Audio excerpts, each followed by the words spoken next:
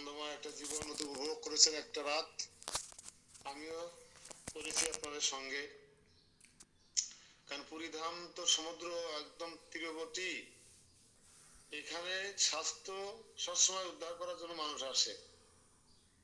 সারা উত্তর ভারত, উত্তরাখণ্ড বলেন, উত্তরপ্রদেশ আদি ভ্রমণ করে মানুষের ভ্রমণ ক্লান্তি, জ্বর, সর্দি, কাশি যা কিছু হোক না কেন, এখানে আসলে সে ভালো হয়ে যায় 2-3 দিন অবস্থান করার কারণে। স্বাস্থ্য উদ্ধার করার মতো একটা জায়গা। এবং জগন্নাথ দেবের স্বয়ং ভগবানের নামেই যে ধামের নাম, ভগবানের নামেই যে ধামের নাম, সেই নাম হচ্ছে জগন্নাথ ধাম।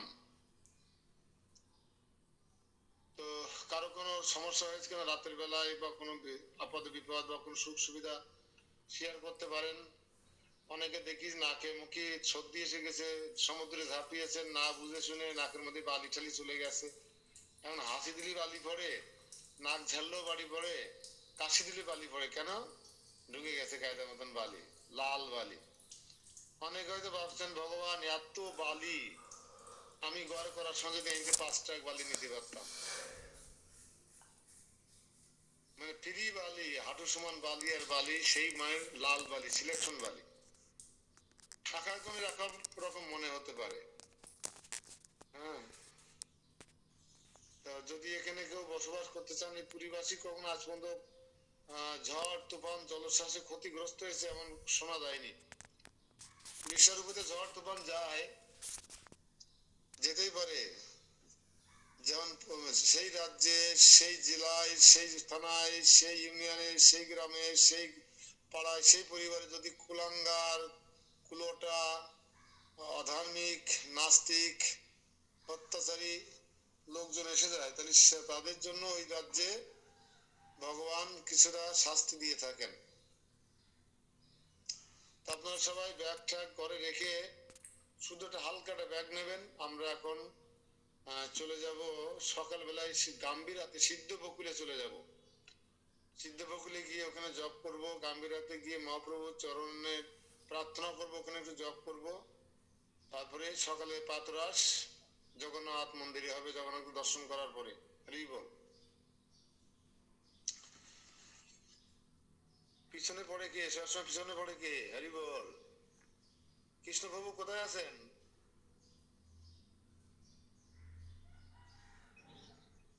হরে কৃষ্ণ। রাতে চলে গেছিলেন? হ্যাঁ, আপনাদের বাস আসতে দেরি হচ্ছিল বলে আমি চলে আসলাম। আমাদের কাজ ছিল তো হাতে, আমরা তাই 11:30-12টা বেজে গেছে আমাদের হাতের কাজ শেষ করতে। ওই তো চাকা পাংচার হয়ে গেছিল রাস্তায়, তাই ঠিক করে যাতে যাতে বেলা রাতে। খুব দুঃখজনক। যাক, কৃষ্ণ যা করে তা ভালোর জন্যই করে, কিছু বলার নেই। আচ্ছা, আমাদের অপু বাবু ঢুকতে পেরেছে? অপু বাবু ঢুকতে পারছে না, কি করে লিঙ্ক দি? হ্যাঁ, পেয়ে গেছে তো।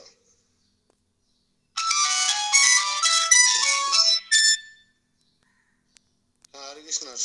হ্যাঁ, ধন্যবাদ। বল।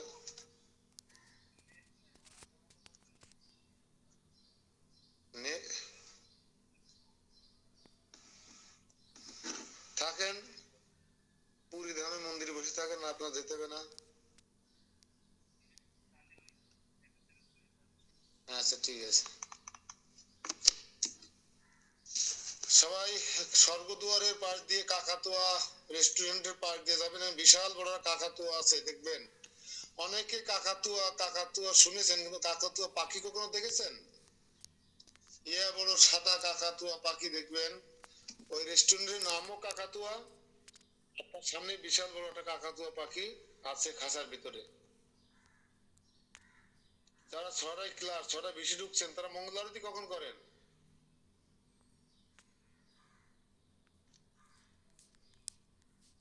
সকাল সকাল যেভাবে বলবো সেভাবে আগে আগে হাঁটবেন।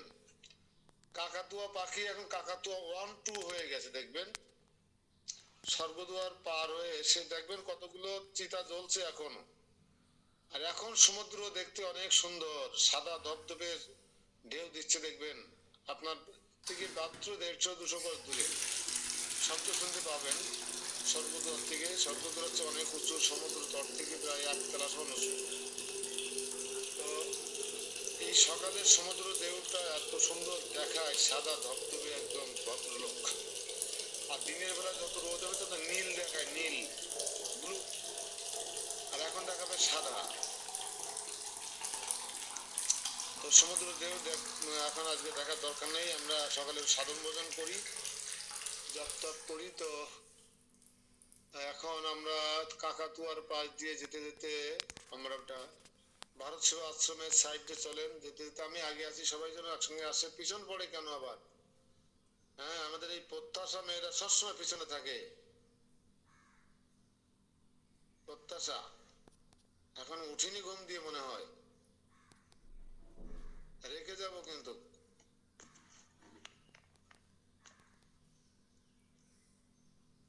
জয়াও দেরি করে আসে, পিছনে থাকে সবসময়। আমরা দেখবেন লেখা আছে সিদ্ধ বকুল তলা, সেখান থেকে আমরা ডাইনে যাব। ডাইনে গিয়ে অল্প একটু গিয়ে আবার একটু ডাইনে মোড় নেবো। হরে কৃষ্ণ, প্রণাম প্রভু চরণে। প্রণাম। উঠেছে আপনার প্রত্যাশা? উঠেছে ঘুম দিয়ে? প্রত্যাশা কখন উঠিছে? পড়তিছে, ও উঠিছে 5টার সময়। তাহলে তো আমি ওর সাথে পারলাম না।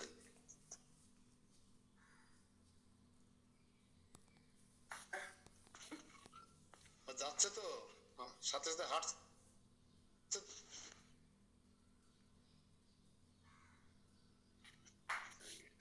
পরে কথা হরে বলবে। কৃষ্ণ। আমরা এখন দেখেন অপরূপ সুন্দর একটা মন্দির। আপনার মন্দিরে প্রণাম করে আস্তে আস্তে প্রবেশ করেন। এখানে ভাব গাম্ভীর্য বজায় রাখবেন। এখানকার ভাব গাম্ভীর্য, হরিদাস ঠাকুরের আশীর্বাদ এবং সিদ্ধ বকুলের আশীর্বাদ সবকিছু পাবেন এখানে। সম্পূর্ণ ভাব গাম্ভীর্য থাকবে অন্যরকম। দেখুন ডান পাশে ওয়ালের গায়ে হরিদাস ঠাকুর জপ করছে 3 লক্ষ মালা। তার সুন্দর চিত্রপট আছে, পোড়া মাটি দিয়ে করা, সুন্দর কায়দা করা, একদম জীবন্ত।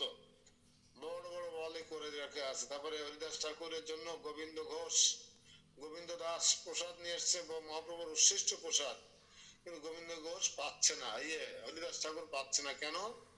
তিনি অসুস্থ। অসুস্থ কি? তার বয়স হয়েছে, এখন সে 3 লক্ষ বার জপ করতে পারছে না। এটাই তার অসুখ।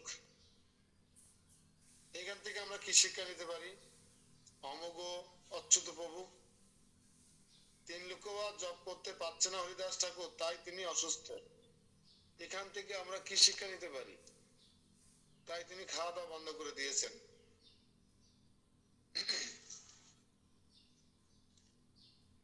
হ্যাঁ, কেউ বলতে পারবেন না?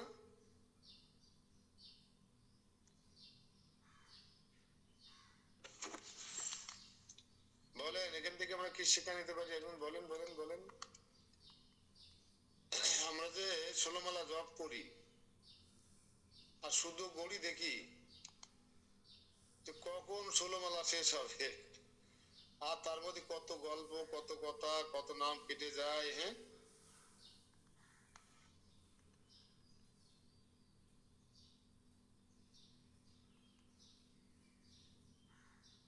যায় না?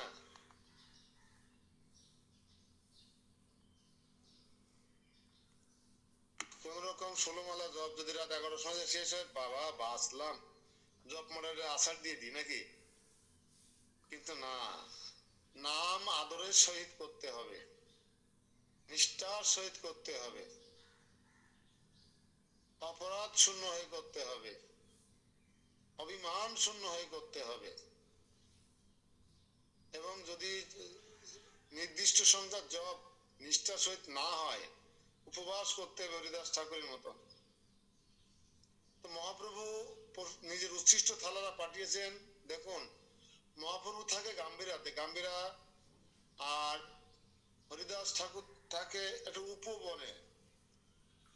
আমি এই কাহিনীটা আপনাদেরকে বলি। যখন সর্বপ্রথমবার মহাপ্রভু সন্ন্যাস নিয়ে জগন্নাথপুরী ধামে গাম্ভীরাতে অবস্থান করছিলেন, সেই সময় বাংলা থেকে সমস্ত গৃহস্থ ভক্ত, ব্রহ্মচারী ভক্তরা, মহাপ্রভুর প্রিয় পার্শ্বদ বৃন্দ সকলে মিলে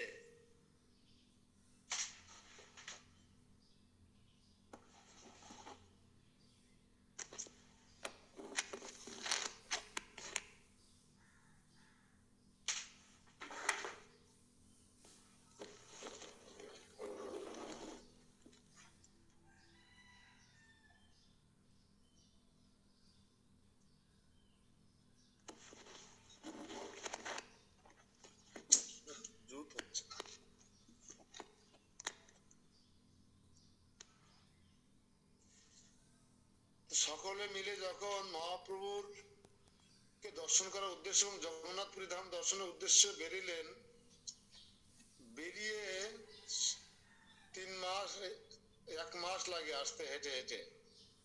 শিবানন্দ সেন নেতৃত্ব দান করেন, আর এই তীর্থগুরু হিসেবে শ্রীমান নিত্যানন্দ প্রভু লিডারশিপমেন্ট করেন, আর ম্যানেজমেন্ট করেন শিবানন্দ সেন। আমি যেটা করছি না আপনাদের সাথে, এটা করেন শিবানন্দ সেন।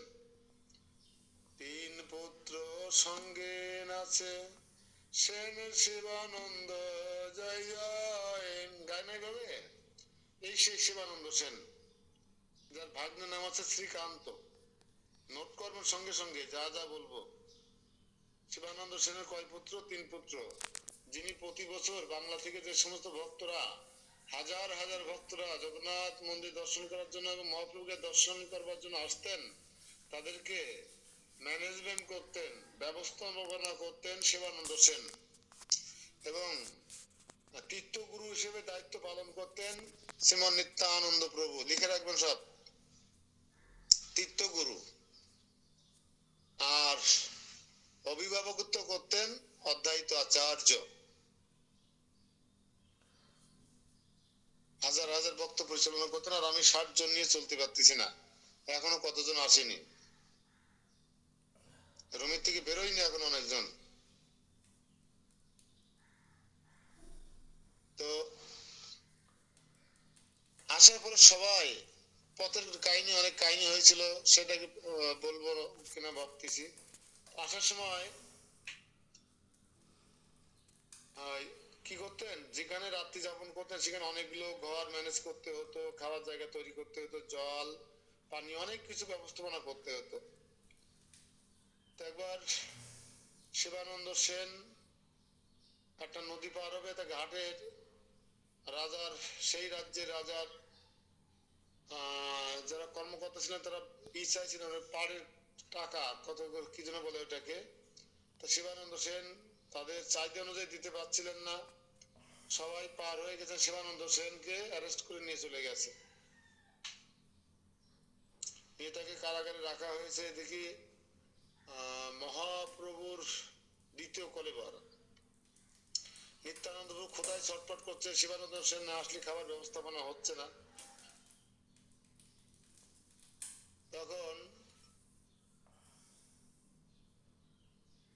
শিবানন্দ সেন নানা ধর্মীয় তত্ত্বকথা মতামী বলে সেই সমস্ত মুসলমান রাজাদের, সেই সমস্ত কর্মকর্তাদের বুঝিয়ে শুনিয়ে তিনি অনেক রাত্রে ছাড়া পেলেন। ছাড়া পেয়ে যখন এসেছেন অনেক, তখন মহাপ্রভুর সেই প্রিয় পার্শ্বদ নিত্যানন্দ খেপে গেছেন খোদায়, খেপে লাল হয়ে গেছে, আর অভিশাপ দিচ্ছেন। কি অভিশাপ দিচ্ছেন? যে শিবানন্দ সেন শালার বেটা, আমাকে এখানে না খাইয়ে রাখছিস, তো 3 পুত্র মরুক। আমি অভিশাপ দিচ্ছি, তো 3 পুত্র মরুক, সব মরুক, তো সব বংশের নির্বংশ হোক। এইভাবে অভিশাপ দিচ্ছেন শিবানন্দ সেন। আপনারা যেন দিয়েন না আমাকে, আমি চেষ্টা করবো শিবানন্দ সেনের মতো এরকম যেন কোথাও আটকে না যায়। আমি আগে আগে আছি না পিছনে আছি বলুন তো আপনাদের? শিবানন্দ সেন যে কাজটা করে, আমি কিন্তু সেই কাজটা করছি আপনাদের সাথে। আপনারা সাবধান, একটু ভুল ভ্রান্তি হয়ে গেলে যেন অভিশাপটা দিয়ে বসেন না, চিল্লা পাল্লা করেন না, বকাঝকা করেন না, মন খারাপ করেন না। ঠিক যারা টুরে যাবেন তারা এই মনোভাবটা পোষণ করবেন। আমাদের দীনদয়াল শ্যামদাস প্রভু, মন্ত্র শ্যামদাস প্রভু সহ যারা আছেন, তারা বসাবেন কে কোথায় বসলে সবাই শান্তি পায়। কিরা চেয়ারে বসবে, কিরা পিছনের সিটে বসবে, কিরা সামনের সিটে বসবে, এগুলো সব ঠিক করবেন। আমি যেন ওখানে না যাই, সবাই বলে এই যে অধ্যায়িত প্রভু দেখে যাও, ওকে বেশি বেশি ভালোবাসে, ওকে ওখানে বসালো। এই কাজটা কিন্তু আপনাদের সবার সবার। দাদা 5টা চেয়ার, 5 জনকে আমরা নিতে পারবো যারা চেয়ারে যেতে পারবে। 3 জন মনে হয় কালকে নাম দিয়েছেন নাকি দাদা বাবু? আমাদের কি নাম? বিতিকা মাতাজি। হ্যাঁ, বিথিকা মাতাজি কি হয়েছে? 3টে নাম দেবে যারা চেয়ারে বসে যাবে। এখনো দিন নাই। কৃষ্ণ প্রভু, সকালে ফোন দিলাম তো ওই যে একটা সকালে ফোন দেবেন কেন? ফোন দেবেন তো রাত্রি। প্রভুর সাথে কথা হয়েছে সকালে, প্রভু ফোনে ব্যালেন্স ছিল না। প্রভু ফুলতলা থেকে ভাইরা ভাইরা আপনারা আচ্ছা, ওই যে ফুলতলাতে যে দেব বিশ্বাসের নামটা লেখেন দাদা, আর ওই যে বিদিকা নামে যে 4 জন হলো, আর দেখি আমাদের বলদেব প্রসাদ দাস প্রভু রাতে 2 জন ছিল, 2 জনের বেশি নিতে পারবেন, এই 5 জন। আপনার গাড়ির সিট কয়টা প্রভু? আপনার গাড়ির কয় সিটের গাড়ি? আমার গাড়ির খাড়া সিট আছে 56টা, সামনে তো ইঞ্জিন কভার বাদে। আচ্ছা, 4-5টা করে আমরা 5টা পেয়ে নেবো। ওরা ওরা টুল নিয়ে নেবে বাড়ি থেকে। এখন আপনি কার নাম অ্যাড করতে বললেন? ওই যে দেবপ্রসাদ ফুলতলা, ব্র্যাকেটে লিখবেন হচ্ছে আমাদের দেবরাজ প্রভুর। ভাই ভাই আজকে ক্লাবে ঢুকেনি। প্রভু দেব বিশ্বাস, দেব বিশ্বাস। দেব বিশ্বাস কয়জন? 1 জন। উনি একাই? আর আমাদের আমাদের অনিতা মাতাজির নাম লেখেন, অনিতা মাতাজি। কালিদাস প্রভু কিন্তু কালকে 2 জনের নাম দিচ্ছেন, কালিদাস প্রভু এবং মাতাজি। আপনি কিভাবে নেবেন এবার? কিভাবে নেব? তা উনি তো আগে বলছেন, তা ওনাকে ওনাকে নিলেও তো 51 সিট হয়েছিল, তারপরে তো যেটা বাড়তো সেটা তো এখন বাড়তেছে। ও, উনি তো লাইনে ছিল তাই। হ্যাঁ হ্যাঁ, নতুন করে যেটা যাবে আপনাকে না বলে সেটা হবে না, আমাকে আপনাকে না বলে নতুন নতুন মানে যারা এখন জিয়াক সিটিং। এখন লাস্টে কার কথা বললেন? অনিতা মাতাজি? অনিতা মাতাজি মহাকাল আমাদের ওই গুরুগণরা অসুস্থ ছিল, তাই আমি সুস্থ হয়ে গেছে যাবে, যে আমাদের ক্লাস করে অফলাইনে অনলাইনে সব লাইনে। কত সিট ওনার, কত সিট? লিখে রাখেন, পরে দেখবেন তো, যে যেমন বয়স টয়স মেলাতে হবে না। তো সিট না হলে তো তারপরে, আচ্ছা আর কি 2 জন বাদ গেছে, এটা কি আপনাকে বলছে? কে কে? তপন প্রভু, লিপি মাতাজি, ওনারা যাবেন না কালকে? বললে যে আমি তোমার সাথে কথা বলবানি। ঠিক আছে, হয়তো ওখানে দেব প্রভু আর এটাকে ঢুকে দেবে। ওখানে ওখানে ওই জায়গায় সাথে সাথে আমি কালিদাস প্রভু এবং মাতাজির নাম লিখে রাখছিলাম। ঠিক আছে, আচ্ছা ঠিক আছে। না না, আমরা 60-62 জন যেতে পারবো। পুরো 4-4টে চেয়ার নিতে হবে, 4-5টা চেয়ার নিতে হবে, বসার জন্য লাগবে। ইঞ্জিন কভার টভার দিয়ে আমরা তো আর বসতে পারি না কোনোদিন, আমরা ওই এদিক ওদিক করে শেয়ার করবো, অসুবিধা নেই। পুরো একটা সিট দিতে হবে। যে রাধুনি, ওনার শরীর সুস্থ না, অসুস্থ অবস্থায় সব জায়গায় কি করে বেড়াচ্ছেন। এখানে কালকে 13 খাতাতে এসে রান্না, এখন 100 লোকের রান্না, একটু পথ গাফায় গেছে রান্না করবে, তো ওনাকে 17-18 নম্বর সিট দেবেন একটা, ওখানে সিট রাখবেন। আচ্ছা পরে সব আলাপ হবে। তাহলে দেখেন, আর হচ্ছে তাহলে এই 3 জন ইন হলো, 2 জন বের হয়ে গেল, তাই তো? আর তাইলে আর আর কাউকে অ্যালাউ করেন না। আর হচ্ছে বিতিমাতা কি 3 জন চেয়ারে রাখেন, আর বলদেব প্রভু অর্থাৎ আমাদের বকুল প্রভু যদি বলে, ওরা যদি তৃতীয় পর্যায়ে সিট গুলোতে বসে যেতে পারে, একটু শুনে দেখবে। ওরা তো একটু আবার খুব স্বাচ্ছন্দ্য চায়, পারবে কিনা একটু যোগাযোগ করতে হবে। বলদেব প্রভু, শ্যাম মোহিনী দেবী দাস অর্থাৎ স্মৃতি কলারুয়া খাতকিরার। যাই হোক, আমরা বাকি আলাপ শেষে একটু করে নেব। তো প্রভু আকিজের বিটি মাতাজির জন্য 4 সিট কি বলছেন আমি এটা বুঝলাম। ওরা তো প্রথমে 2টা সিট চাইছিলেন, আজকে সকালে আমাকে বলছে 8টা সিট আমাকে বাড়াই দেন, 3টা সিট। ওই বাচ্চা দুটো নিয়ে 1-2 সিটই বসতে পারবে না, তাই সেটা আমি লিখছি। কিন্তু চেয়ারে বসবে এরকম কোনো কিছু তো উনি বলেননি। আপনি পরিষ্কার করে বলেন বিটিকা মাতাজি, কথাবার্তা জড়াই করে করে দিতে হবে। হরে কৃষ্ণ প্রভু, ওই মার আর বাবারে নিয়ে যেতে চেয়েছিলাম, তা ওরা পরে দাদা বলতেছে চেয়ারে তো বসে যেতে পারবে না, তো এখন আমার প্রভুরে নেব, বুঝছেন? তার বাবাকে নেব, নিয়ে মোট 3টা সিট তাই গেছে। ছেলে মেয়ে তার বাবা। তাহলে আমরা কি আর চেয়ারে দিতাম? আমার চেয়ারটা তো ছেড়ে দিতাম, শেষের দিকে তো দিতাম না। বয়স্ক মানুষকে আমার চেয়ারে দেবো কেন? ডিসিশন চেঞ্জ, আচ্ছা ঠিক আছে, ডিসিশন চেঞ্জ করে ফেলেছে। ঠিক আছে, তাহলে ওনারা তিনজন লিখে 3 সিট, তাহলে টোটাল আপনাকে শেষে জানাবেন, ক্লাস শেষে জানাবেন, তারপর দেখবো যে আমরা কোনো রিকোয়েস্ট রাখতে জানালে পুলিশ মাতাজির একজন শাশুড়ি কোনো একজন রিকোয়েস্ট করেছিল, মাসুদুল সাহেব বলেছিল, কিন্তু আমি না বলে দিয়েছি। সবাই এসে গেছে, ভিতরে ঢুকে গেছে মন্দিরের ভিতরে। মন্ত্র সারি বাবু আপনি পিছনে থাকবেন, দেখবেন কেউ বাদ থেকে গেল না, হারাই গেলে কিন্তু আপনার দোষ, কিছু পাবে না কিন্তু।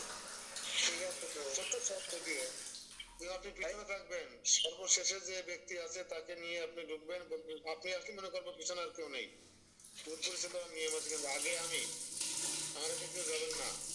আর সর্বপিছনে থাকবে মন্ত্র শ্যাম প্রভু, উনি যদি এসে যায় বুঝবো যে পিছনে আর কেউ নেই। এই হচ্ছে ট্যুর চালানোর নিয়ম, একজন যদি থেকে যায় ওনাকে দায় বুঝে দিতে হবে।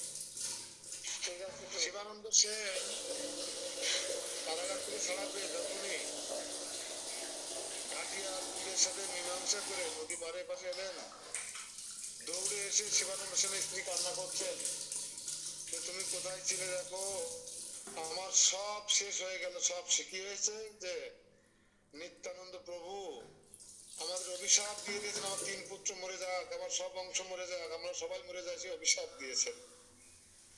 তোমার দেরি দেখে কোথায় ছটফট করছে আর তোমাকে গালিগালাজ করছে, নির্বংশ হয়ে যাওয়ার অভিশাপ দিচ্ছে নিত্যানন্দ প্রভু, 3 পুত্র মরে যাওয়ার অভিশাপ দিচ্ছে। আর এই অভিশাপ শুনে শ্রীকান্ত ছিল, শ্রীকান্ত নাম লিখতে, শ্রীকান্ত ছিল হচ্ছে শিবানন্দ সেনের ভাগ্নে, সে রাগ করে অভিমান করে সে আগে চলে গেছে। আমার মামা এত কষ্ট করে, আমার মামা এত মেডিসিন করে, কোথায় গিয়ে থাকবে, কি খাবে, কার কি লাগবে, নদী ঘাট পার করে নদী সব দায়িত্ব নেবে। আমার মামার সাথে কিছু মশাই কাজে করতে দেবে। আর আমার মামা তো অভিশাপ করছে, নিত্যানন্দ করলে এমন থাকবো না এখানে, কেটে গেছে আগে। আপনি এই নিত্যানন্দ বাবু অভিশাপ দিতে শুনেছেন, তখন আপনি হলে কি করতেন? আমি হলে কি করতাম? আমি এত কষ্ট করছি আর আমাকে এ করেছে, ঠিক আছে আমি থাকবো না, চলে যাবো, আজকেই বাংলাদেশে চলে যাবো, আমি টুরির সাথে আর থাকবো না, মনে করতাম কিনা। কিন্তু শিবানন্দ সেন যখন শুনতেছে নিতাই তার সপরিবারকে অভিশাপ দিয়েছে নির্বংশ, তখন হরি বল বলে চিৎকার করে উঠেছে। কিন্তু আনন্দের সংবাদ, নিতাই অভিশাপে আমরা যদি অপঘটনা করতে পারি, তার মধ্যে সৌভাগ্য আর কি হতে পারে। যেই নিত্যানন্দ প্রভুর সামনে গেছেন শিবানন্দ সেন, সঙ্গে সঙ্গে রেগে মেগে গালি গালাজ করে বুকের খাঁচা ইয়া করে একটা লাথি মেরে দিয়েছে। ট্যুর পরিচালনা করা কত কষ্ট বোঝেন। দীনদয়াল শ্যাম প্রভু সাবধান, রাখা যাবে না কিন্তু। আমার যা হয় হোক, আমি তোমার মাঝে মাঝে রেখে যাই 30 সেকেন্ডের জন্য, আমি আপনাদের তো বলে রাখছি, ক্ষমা করবেন ওইটুকুনির জন্য। তো যখনই শিবানন্দ সেনের বুকের খাঁচা লাথি মেরে দিয়েছে, এই একটু ভুল হয়ে গেল, এইটুকু দেখার পরে শিবানন্দ সেনের ভাগ্নে সহ্য করতে না পারে সেখান থেকে চলে গিয়েছিলেন। হ্যাঁ, তো তখন শিবানন্দ সেন কি করলেন, আপনারা কি করতেন জানি না, শিবানন্দ সেন সঙ্গে সঙ্গে উঠে নৃত্য করতে লাগলেন।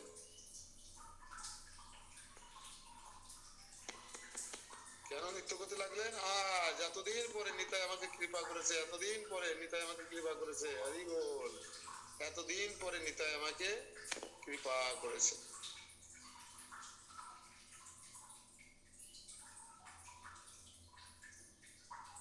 তার মানে এতদিন পরে নিতাইয়ের চরণ তার বক্ষে বক্ষ স্পর্শ করেছে। আমরা হলে সঙ্গে সঙ্গে বিচার বসাতাম কিনা, কিন্তু নিত্যানন্দের এই লাথি খেয়ে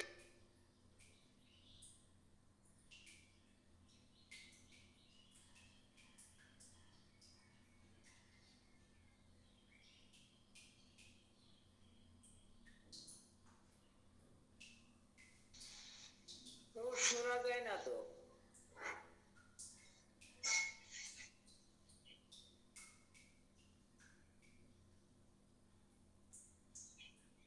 তেনা প্রভু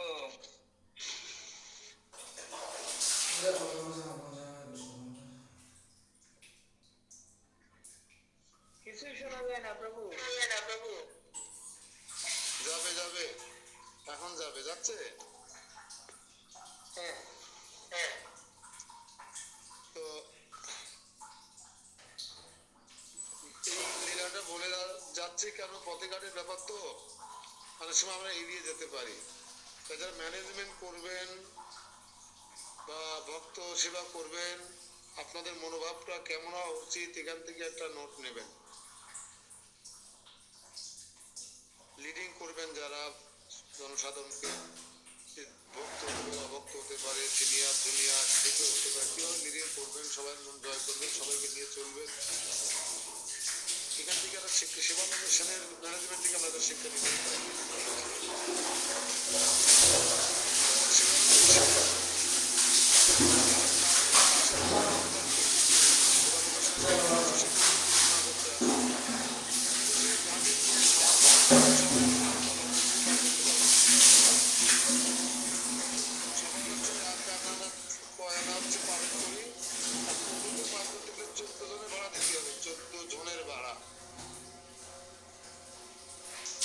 অনেক দর কচাকচি করে এমনি সেমনি করে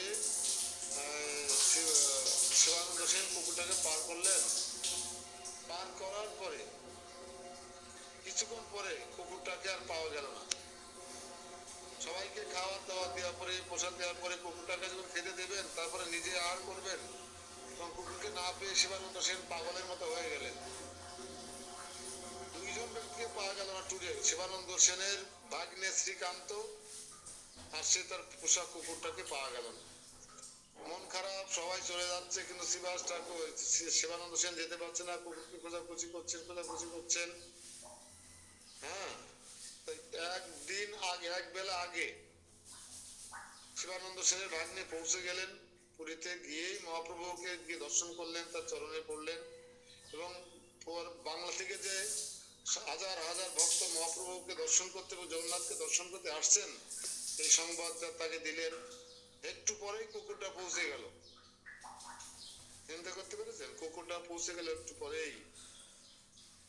পৌঁছে যাওয়ার পরে মহাপ্রভু নারকেল খাচ্ছিলেন, এই যে নরম নারকেল আছে না, ডাবের থেকে একটু বেশি নেবা, শক্ত হয়ে গেলে নরম নারকেল মহাপ্রভুকে দিচ্ছিলেন মুকুন্দ, আর মহাপ্রভু সে নারকেল খাচ্ছিলেন। সুন্দর পছন্দ করতেন মহাপ্রভু এই নরম নারকেল। যখন কুকুরটা গিয়ে বসে প্রণাম করলো মহাপ্রভুকে, তখন কুকুরকে দেখে শিবানন্দ সেনের কুকুর, কিন্তু আপনারা কি চিনতে পেরেছেন কুকুরটাকে? শিবানন্দ সেনের কুকুর। তখন মহাপ্রভু নারকেল খাচ্ছিলেন, তো ওই ফালা ফালা নারকেল নিয়ে মহাপ্রভু চোখে ধরেছেন, কুকুর লাফ দিয়ে দিয়ে মহাপ্রভু হাতের থেকে নারকেল খেতে লাগলেন। হ্যাঁ, এইভাবে শিবানন্দ সেন যখন অবশেষে তার দলবল নিয়ে নরেন্দ্র সরোবরে পৌঁছলেন, নরেন্দ্র সরোবর দেখবেন পূর্বে দ্বারে বিশাল বড় একটা সরোবর আছে, নরেন্দ্র সরোবর, তার মাঝখানে মন্দির আছে, অপরূপ সুন্দর শোভা এই নরেন্দ্র সরোবর, এবং তার চারিপাশের যে প্রাকৃতিক পরিবেশ। অ্যাকচুয়ালি পুরীধামটারে প্রকৃতি অন্যরকম প্রকৃতি। আপনার যখন সেই ইন্দ্রদুম্ন সরোবরে যাবেন মাসি বাড়িতে, অবাক হয়ে দেখবেন যে সেই সরোবর বা বিশাল বড় পুকুরের কি অপরূপ সুন্দর শোভা, আপনারা দর্শন করে বিশ্বে হতবাক হয়ে যাবেন। এবং এই পুকুরটা, এই সরোবরটা নির্মাণ হয়েছিল যখন নীল মাধবকে খোঁজার জন্য রাজা ইন্দ্রদুম্ন তার সমস্ত প্রজাদের নিয়ে, সমস্ত প্রজারা তার সঙ্গে গিয়েছিলেন। গিয়ে যখন এই জঙ্গলের মধ্যে গাভীগুলো রেখেছিলেন, সেই গাভীদের চুনা কাদা বা গোবরে মাখামাখি হয়ে যে পায়ের খুরের আঘাতে যে গর্ত হয়ে গেছিল, সেই গর্ত থেকে এই পুকুরের সৃষ্টি হয়েছিল। সেই পুকুর আছে ইন্দ্রদুম্ন সরোবর, রাজা ইন্দ্রদুম্ন নামে এই সরোবর।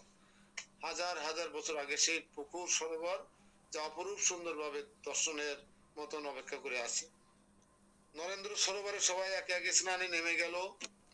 মহাপ্রভু কাশী মিশ্রকে নিয়ে এবং রায় রামানন্দ, 5 পুত্র সঙ্গে নাচে, রায় রামানন্দ জয় জয়, গান তো আপনারা নাকি মাঝে মাঝে গ্রামগঞ্জে শুনতে পাবেন। 5 পুত্র সঙ্গে নাচে রায় রামানন্দ, এই রায় রামানন্দর 5 পুত্র, তার মধ্যে অন্যতম ছিল রায় ভবানন্দ রায়। 5 পুত্রর সঙ্গে নাচে রায় ভবানন্দ। আর এই ভবানন্দ রায়ের প্রথম পুত্র নাম হচ্ছে রামানন্দ, যা ললিতা সখীর অবতার। মহাপ্রভুর সঙ্গে যিনি চাকরি ছেড়ে দিয়ে একটা প্রদেশের মুখ্যমন্ত্রী ছিল, হ্যাঁ, সেই মুখ্যমন্ত্রী বিদ্যানগরের, সেই পদ ছেড়ে দিয়ে তিনি মহাপ্রভুর সেবা করার জন্য ফিরে এসেছিলেন। এবং ভবানন্দ রায় এবং তার নিজের 5 পুত্র সবাই মহাপ্রভুর সেবায় যুক্ত ছিলেন। যেমন নবদ্বীপে কে ছিলেন এরকম বলতে পারবে? মায়াপুরে কে ছিলেন? 5 ভাই মহাপ্রভুর সেবায় যুক্ত ছিলেন। কার মনে আছে? মুকুল, কারা 5 ভাই মহাপ্রভুর নিরন্তর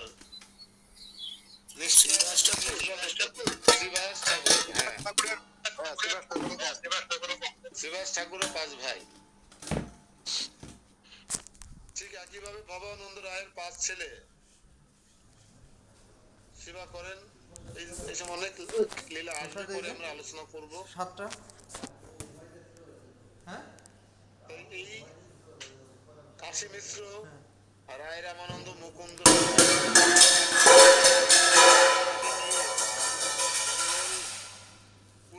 কুলার মধ্যে থাকে সাজানো, এগুলো নিয়ে বাংলা থেকে আসা ভক্তদেরকে রিসিভ করবার জন্য, সম্বর্ধনা দেওয়ার জন্য নরেন্দ্র সরোবরে বাড়ি গিয়েছিলেন।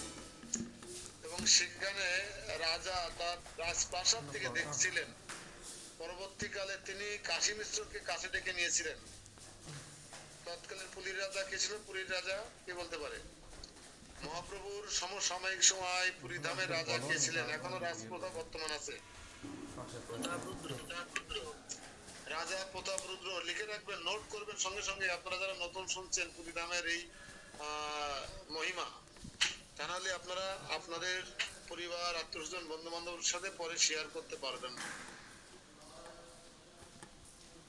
মহাপ্রভুর প্রকট লীলাকালীন সমসাময়িক পুরীর রাজা ছিলেন রাজা প্রতাপরুদ্র।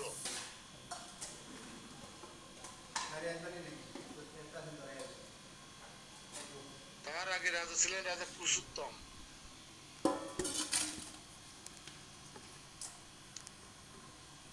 তো যখন একে একে মহাপ্রভু সবার গলায় মালা পরিয়ে দিচ্ছিলেন, তখন রাজা ভক্তি করে তাদের দর্শন করছিলেন, দর্শন করছিলেন আর বলছিলেন, পরিচয় চাচ্ছিলেন। কারণ কাশী মিশ্র সবাইকে চেনে, কিন্তু রাজা সবাইকে চেনে না।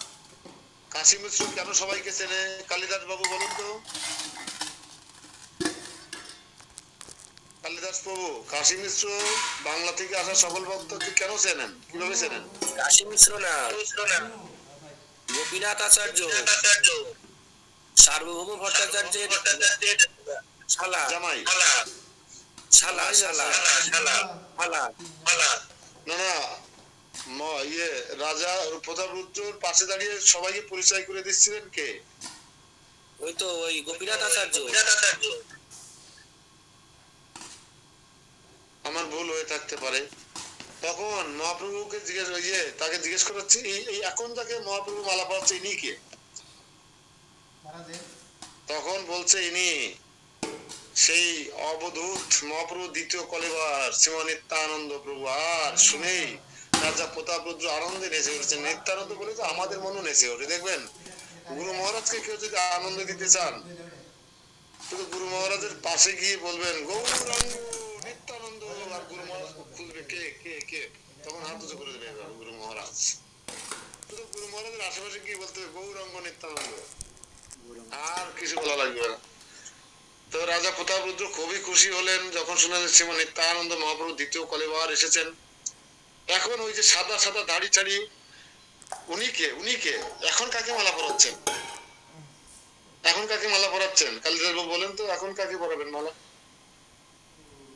লিডার ট্রিটমেন্ট করছেন যারা, আমরা কি করি? লিডারদের মালা দেই না।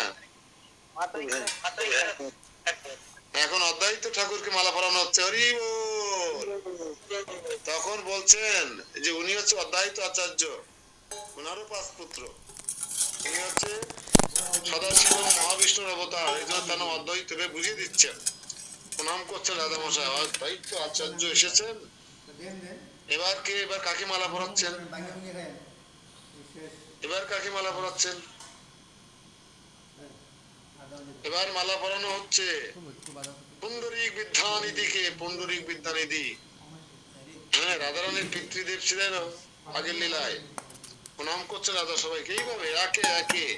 শ্রীবাস ঠাকুর, মুরারি গুপ্ত, রায় রামানন্দ, যারা ছিল যারা যারা এসেছিলেন আর কি, নৃসিংহানন্দ ব্রহ্মচারী সহ শেষে, সবার শেষে মহাপ্রভু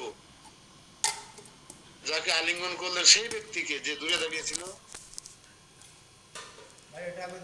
প্রিয়াঙ্কা হরিদাস ঠাকুর। সবার শেষে দূরে যিনি দাঁড়িয়েছিলেন তিনি হচ্ছে হরিদাস ঠাকুর। মহাপ্রভু বলছে, হরিদাস তুমি কেন এত দূরে অবস্থান করছো? হরিদাস এসো। হরিদাস ঠাকুর মহাপ্রভুর চরণের কাছে এলেন বটে। মহাপ্রভু বলছেন, আপনি আমাকে স্পর্শ করবেন না, আমি অস্পর্শ নিজ। মহাপ্রভু তাকে জড়িয়ে ধরলেন, বলছেন ইনি কে? বলছে ইনি সেই হরিদাস, 3 লক্ষ জপ করে নামাচার্য। এভাবে সবাই একে একে সবাইকে মহাপ্রভু দর্শন দিলেন, কৃপা করলেন। কৃপা করার পরে সবাই যখন এবার ঘর দেখিয়ে দিয়ে দায়িত্ব কে কোথায় থাকবে এই নির্দিষ্ট করা আছে। কিন্তু প্রথম মহাপ্রভু যেবার সন্ন্যাস লীলা করে যখন চলে গেলেন পুরীতে, সেই বছর থেকে নির্দিষ্ট করে দেওয়া আছে কে কোন ঘরে থাকবে। চলে গেলেন, কিন্তু হরিদাস ঠাকুর কিন্তু গাম্ভীরার আগে রাস্তায় পড়ে রইলেন। মহাপ্রভু মুখ্য মুখ্য নিকটতম পার্শ্বদের নিয়ে যখন খুব গুরুত্বপূর্ণ কথা বলছিলেন, তখন হঠাৎ করে তিনি বুঝতে পেরেন হরিদাস কোথায়। হরিদাস সবাই প্রাতরাস পাওয়া হয়ে, মানে প্রসাদ সেবাও হয়ে গেছে। তো দেখবেন একটা পরিধানতে যারা বাংলা থেকে গেছে তারা মহাপ্রভুকে আগে দর্শন করেছেন, কিন্তু তারা পরিধানে যান না, জগন্নাথকে দর্শন করেনি। তাদের কাছে মহাপ্রভুই জগন্নাথ। মহাপ্রভু দর্শন করলে তাদের আর কোনো কিছু দর্শন করা লাগে না। তো সবাই সেটাকে হরিদাস রাস্তা পরে পড়ে আছে মহা আবেশে বিভোর হয়ে। তখন মহাপ্রভু তাকে উঠালেন, ওই ধুলি অবস্থায় আবার আলিঙ্গন করলেন, বললেন হরিদাস ঠাকুর, হরিদাস তুমি এসো। না, আমি অস্পর্শ, আমি আপনাদের সংস্পর্শে যেতে পারি না, আমি বাইরেই থাকি। তার মনোভাব মহাপ্রভু বুঝতেন, এই জন্য জোরজাবোধ করতেন না। তখন ওই দূরে একটা উপবন, হ্যাঁ তটে, দূরে তট্টবনে কতটুকু হবে, বেশ খানিকটা হবে, সেখানে তার হরিদাস ঠাকুর রৌদ্রের মধ্যে বসে ভজন করতে লাগলেন। আর মহাপ্রভু তার উচ্ছিষ্ট ভোগের প্রসাদের থালাটা গোবিন্দকে দিয়ে পাঠিয়ে দিতেন। দেখুন, জোরাজুরি করা লাগে না, চাপাচাপি করা লাগে না, হ্যাঁ রিকোয়েস্ট করা লাগে না। মহাপ্রভু তো অনেক অনুরক্ত ভক্ত ছিল, তাই না? দয়মন্তী দেবী ছিল, তার দাদা ছিল, কতজন তো অনুরক্ত ভক্ত ছিল। কাউকে তিনি প্রসাদের থালারা দিতেন না, উচ্ছিষ্ট থালারা হরিদাসের জন্য কেন পাঠাতেন? হরিদাস কি অ্যাপ্লিকেশন করেছিল, জোরাজুরি করেছিল, কাড়াকাড়ি করেছিল? হ্যাঁ, এই জন্য যদি আপনারা চৈতন্য দয়ের কথা মনোযোগ সহকারে শ্রবণ করেন, চৈতন্য মহাপ্রভুর কথা, তাহলে চৈতন্য মহাপ্রভু আপনার উপরেও কৃপা বাড়ি বর্ষণ করবেন। ঠিক আছে? তো হরিদাস ঠাকুরের ভগবান দেখতে আমরা যাই মন্দিরে মন্দিরে, না ভগবান দেখতে যাই না মন্দিরে মন্দিরে আমরা। আর হরিদাস ঠাকুর এমন ভক্ত ছিল, ভগবান ভক্তকে দেখতে যেতেন। কিভাবে? মহাপ্রভু কি করতেন, তার সমস্ত পার্শ্বদ নিয়ে সকালবেলায় কীর্তন করতে করতে পুরী মন্দিরে যেতেন।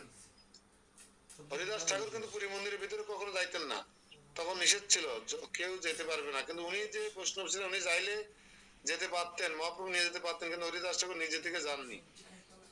আপনারা জোরাজুরি করবেন না, আমি আমি বৈষ্ণব হয়ে গেছি, দীক্ষা হয়ে গেছে, আমাকে যেতে দেবে না, এরকম নয়। মহাপ্রভু চাইলে যেতে পারতেন হরিদাস ঠাকুরকে নিয়ে, কিন্তু হরিদাস ঠাকুর নিজে থেকে যাইতেন না, নিজেকে নিজ এবং জবন মনে করতেন। আর আমরা বৈষ্ণব ঠাকুর মনে করি নিজেকে, তাই না, বড় ভক্ত মনে করি। তো জগন্নাথ দেবকে দর্শন করে প্রসাদ পেয়ে এবং হরিদাস ঠাকুরকে জন্য প্রসাদ নিয়ে জগন্নাথ দেবের পরে মহাপ্রভু হরিদাস ঠাকুরকে দেখতে আসতেন। একা আসতেন নাকি, সব পার্শ্বদে বাংলা থেকে যারা এসেছেন পুরো টিম নিয়ে কয়েক হাজার ভক্ত নিয়ে আসতেন। উপবন সব সাফ হয়ে গেল মহাপ্রভুর ভক্তদের পদচারণায়। গাছপালা হাজার হাজার লোক গেলে কি হয়, ভেঙে ছিঁড়ে তছনছ করে সমান হয়ে যায় না। তো মহাপ্রভু কি করলেন, একবার সকাল বেলায় একবার দাঁত মাজতে মাজতে এসেছিলেন এখানে হরিদাস ঠাকুরকে দর্শন করবার জন্য।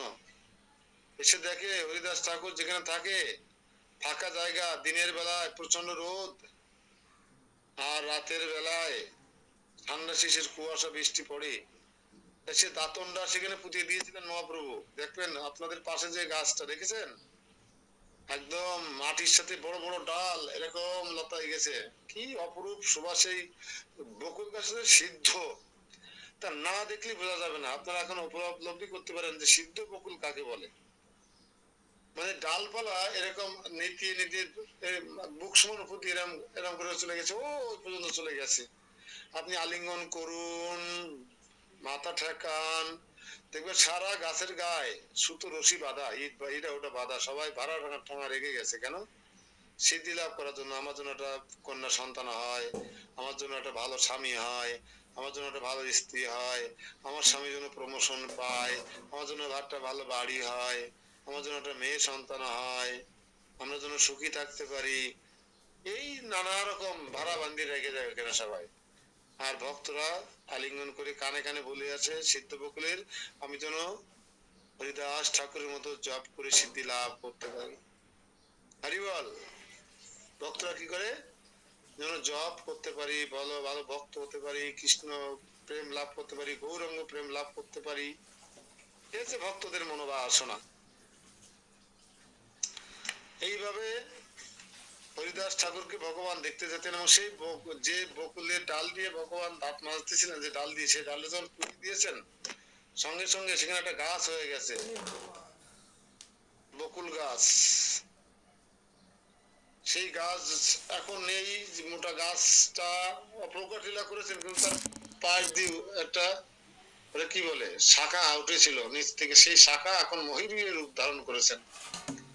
এবং পাশে যে গাছ ছিল মেইন গাছ, মহাপ্রভু রাতের কলম দিয়ে দাঁতন দিয়ে পোতা গাছ, সেই গাছ যে ছিল তার সেই জায়গাটা ওইভাবে রয়ে গেছে। আমি ওই গাছ ধরে অনেক আলিঙ্গন করেছিলাম, ছবি টবি তুলেছিলাম, তপু আমরা সবাই। আগে যখন এসেছিলাম আপনাদের সাথে এসেছি, এখন তো এটা করতে পারবো না, আপনাদের ঠেকাবো। এখন দেখবেন হরিদাস ঠাকুরের এখানে কীর্তন হচ্ছে, সুন্দর অপরূপ সুন্দর একটা মন্দির করা হয়েছে এখানে, অনেক ভক্তরা থাকে এখানে এখন। আগে হরিদাস ঠাকুরের মন্দির দর্শন করুন, ভজন স্থলী বলা যায়, যেখানে বসে জপ তপ করতেন 3 লক্ষ বার।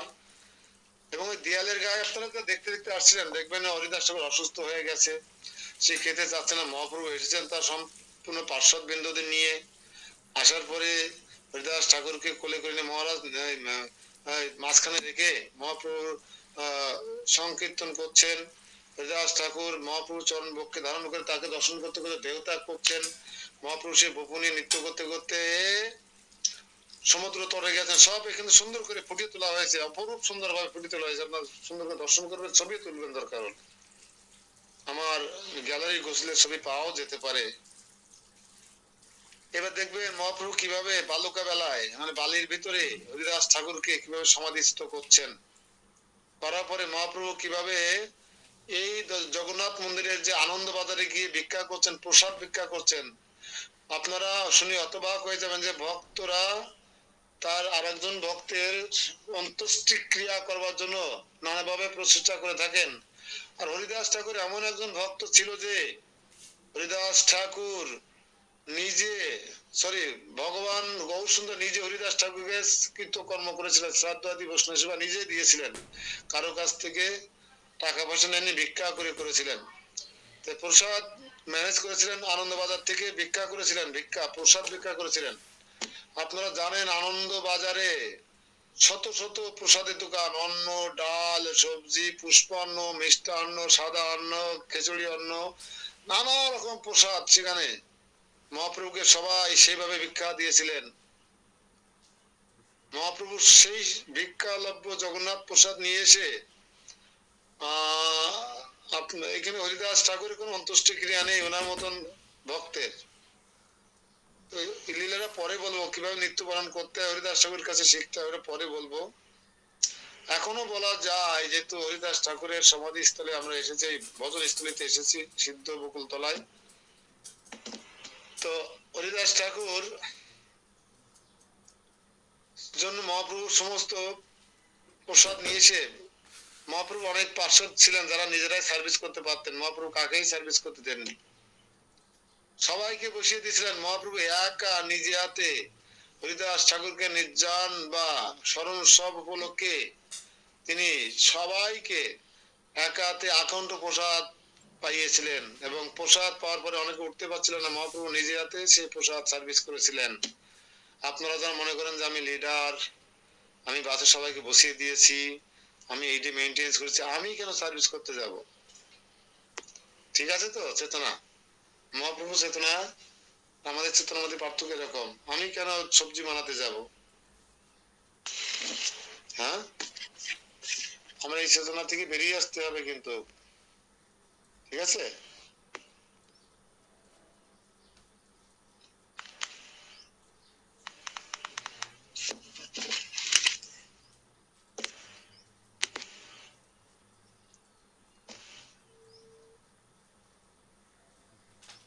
তারপরে সেই সিদ্ধ বকুলে বসে আমরা লীলাটা শ্রবণ করি আজকে। এখানে অনেক ভালো মনোরম পরিবেশ, অনেক সুন্দর সেই বকুল বৃক্ষের ছায়া,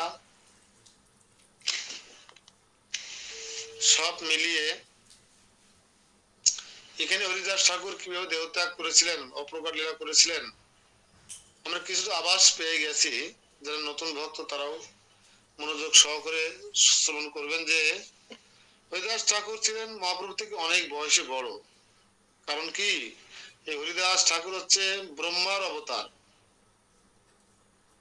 ব্রহ্মা যখন দাপর লীলায় ভুল করেছিলেন, ভগবান শ্রীকৃষ্ণকে চিনতে না পেরে তার গোবৎস এবং গোসখাদের হরণ করে যে অপরাধ করেছিলেন, সেই অপরাধের গ্লানি থেকে মুক্ত হওয়ার জন্য যখন তাকে আবার আহ্বান করা ছিল যে তোমরা যাও নবদ্বীপে মায়াপুরে গিয়ে আগে থেকে জন্মগ্রহণ করো, আমি অল্প কিছুদিন পরেই এই দাপর লীলা শেষ করে একটু রেস্ট নিয়ে আমি নদিয়ার নবদ্বীপের মায়াপুরের শচী গর্ভ সিন্ধু মাঝে অবতীর্ণ হব, সেখানে সংকীর্তন আন্দোলন পরিচালনা করব, সেখানে আমি প্রেমের বন্যা বইয়ে দেব, তোমরা সেখানে গিয়ে আগে থেকে অবস্থান করো।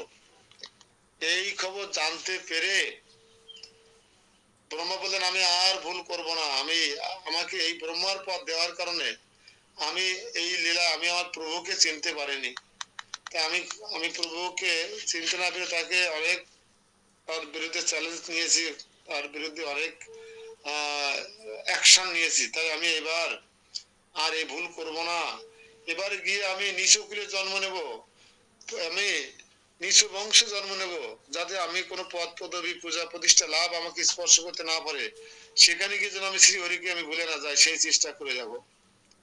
তাই মহাপ্রভুর কাছ থেকে এই মেসেজ পেয়ে নারদ মুনির মাধ্যমে, হরে কৃষ্ণ, ক্লাস ঢোকা হয়নি, হ্যালো, ক্লাসে ঢোকো।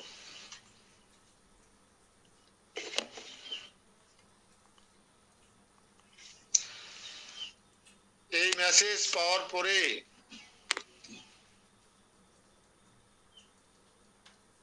ব্রহ্মা কি করলেন, সমস্ত রাজপাট সমস্ত দায় দায়িত্ব থেকে অবসর নিয়ে তিনি এসে বাংলাদেশ ভারতের সীমান্তে ইসামতি নদীর তীরে বুড়ন নামক গ্রামে, বুড়ন গ্রামে সাতক্ষীরা কলারুয়ার থানার অন্তর্গত সেখানে এক জবন মুসলমান পরিবারে তার আবির্ভাব হয়।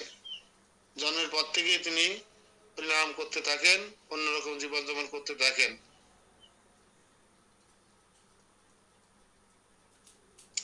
তারপরে তিনি এই 3 লক্ষ নাম অদ্বৈত আচার্যের কাছে পাঠ শ্রবণ, এইভাবে তিনি আজ মহাপ্রভুর মাধ্যমে নামে তিনি যে মহান বৈষ্ণবীরা প্রমাণ করে দিয়েছিলেন আমাদের অদ্বৈত আচার্য তার মাতৃদেবীর শ্রাদ্ধ অনুষ্ঠানে, যেমন পূজার অগ্রভাগ তাকে দান করা হয়েছিল, ব্রাহ্মণরা সবাই অত্যন্ত খেপে গিয়েছিলেন। হ্যাঁ, একদম জবন করে জন্ম মুসলমান, তাকে যজ্ঞের অগ্রভাগ দিচ্ছে, আমরা এই নদিয়া নবদ্বীপের মায়াপুরের ব্রাহ্মণেরা অপমান বোধ করছি, মানে মানি না, মানবো না, যখন এবার শুরু করেছিল। হরিদাস ঠাকুরকে নিয়ে তো কথা হচ্ছে, সবার পিছনে ছিল, এই জন্য সব প্রসঙ্গ এসে যাবে। কিন্তু তখন অদ্বৈত আচার্যের সেই মাতৃদেবীর বিয়োগের সময়, যেহেতু উনি অনেক অর্থ সম্পদশালী ছিলেন, তিনি ছিলেন এই যে সিলেটের তাহিরপুরের তাহিরপুর থানার ওই অঞ্চলের রাজার একজন কর্মচারী ছিলেন, রাজার কর্মচারী ছিলেন এই অদ্বৈত আচার্যের পিতৃদেব। রাজার কর্মচারী তাদের অর্থবিত্ত অবশ্যই ছিল। এখন প্রধানমন্ত্রী যারা কর্মচারী থাকে তাদের কত অর্থবিত্ত জানেন, এই দেশে রাখার জায়গা পায় না, বিদেশে পাচার করে টাকা। সে হিসেবে অদ্বৈত আচার্যের অর্থবিত্ত যথেষ্ট ছিল। তো হরিদাস ঠাকুর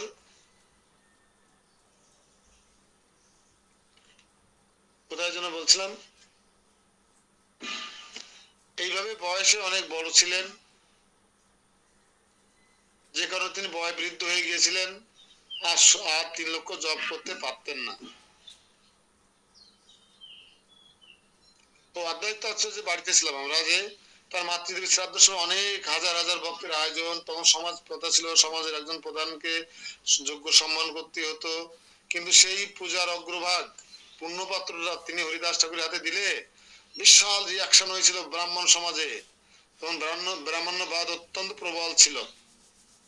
রিয়াকশন হওয়ার পরে তখন অদ্বৈত আচার্য বললেন, ঠিক আছে, এখন তো এই রান্নার চুলো জ্বালানো হবে, 15-20টা চুলো, তা আপনারা ব্রাহ্মণরা যদি সেই চুলো কোনো ম্যাচ, দেশলাইট বা আগুন ছাড়া জ্বালাতে পারেন, তাহলে আমি আপনাদের কাছে ক্ষমা প্রার্থনা করে আমি এই পুণ্যপাত্র বা পূজার অগ্রভাগ আপনাদেরকে দান করে আমি আমার এই অপরাধের প্রায়শ্চিত্ত করব। তখন ব্রাহ্মণরা অদ্বৈত আচার্যকে অস্বীকার করতে পারতেন না। অদ্বৈত আচার্য সেই মানের একজন আচার্য ছিলেন। তখন ব্রাহ্মণরা একে একে সমস্ত চুলোয় আগুন দিয়ে ফু দিয়ে আগুন ধরানোর চেষ্টা করলো, কেউ পারলো না। সমস্ত ব্রাহ্মণরা ব্যর্থ হয়ে মাথা নিচু করে দাঁড়িয়ে থাকলো। তখন বললো, আপনাদের মধ্যে আর কেউ বাকি আছেন? আর কেউ বাকি আছে যে আগুন ধরানোর চেষ্টা করবেন?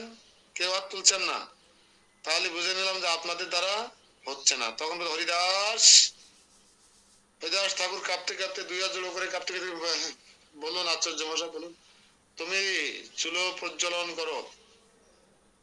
প্রভু, আমাকে এমন আদেশ করবেন না, আমাকে এমন ভাবে প্রকাশ করবেন না, আমি যেমনটি আছি তেমনটি থাকি, আপনি আমাকে এইভাবে সবার সামনে প্রকাশ করবেন না, আমি যা বলি তাই করো হরিদাস। হরিদাস ঠাকুর গিয়েই যখন হরে কৃষ্ণ মহামন্ত্র উচ্চারণ করেছেন, সঙ্গে সঙ্গে সবগুলো তুলে ধাপ করে জ্বলে উঠেছে। আর চুলো জ্বলে উঠতে দেখে সমস্ত ব্রাহ্মণদের মাথা কাটা গেছে, নাক কাটা গেছে, কান কাটা গেছে, সব মাথা নিচু করে পালিয়ে গেছে। এইভাবে হরিদাস ঠাকুর যে নামের আচার্য, যে কোনো কুলে জন্মগ্রহণ করলে যে কৃষ্ণ নাম করার পরে সে শুদ্ধ আচার্য হতে পারে, ভক্ত হতে পারে এবং ভগবানের প্রিয় হতে পারে, আধ্যাত্মিক শক্তি লাভ করতে পারে, সে হচ্ছে জ্বলন্ত দৃষ্টান্ত আমাদের হরিদাস ঠাকুর। জয় নামাচার্য হরিদাস ঠাকুর কি জয়। হরিদাস ঠাকুর বয় বৃদ্ধর কারণে যখন 3 লক্ষ জপ করতে পারছিলেন, তখন একদিন মুকুন্দকে দিয়ে যখন প্রসাদ পাঠিয়েছেন, তখন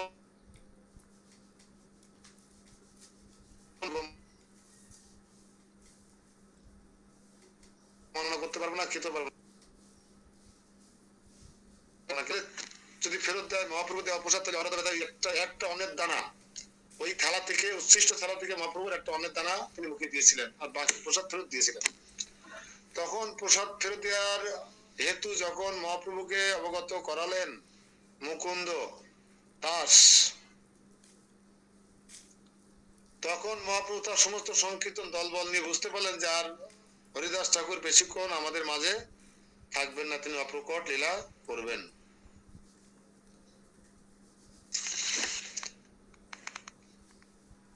তাই তিনি গিয়ে যখন হরিদাস, হ্যাঁ মহাপ্রভু আপনি কি হয়েছে, তোমার প্রসাদ কেন ফেরত পাঠিয়েছ? তখন বলছে আমি অসুস্থ, আমি 3 লক্ষ বার জম করতে পারছি না। অসুস্থর কারণ কেউ বুঝতে পারছে না, অসুস্থটা কি? তো অসুস্থটা ছিল হচ্ছে হরিদাস ঠাকুর 3 লক্ষ জপ করতে পারছে না, এটা মহাপ্রভু যখন বুঝতে না, হরিদাস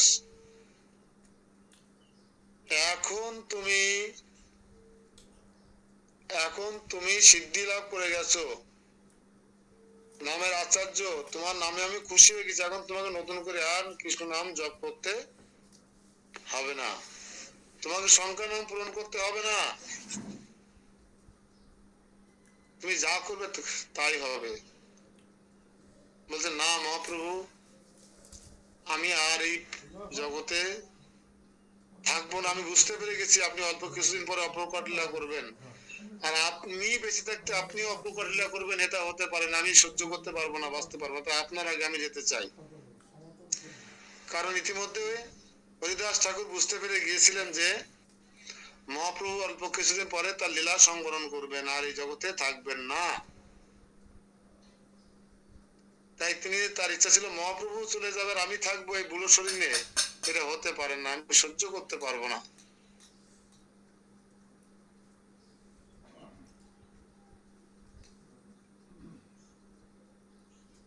তাই তিনি প্রার্থনা করলেন যে আমি 3টে বর চাই আপনার কাছে, 3টে বর।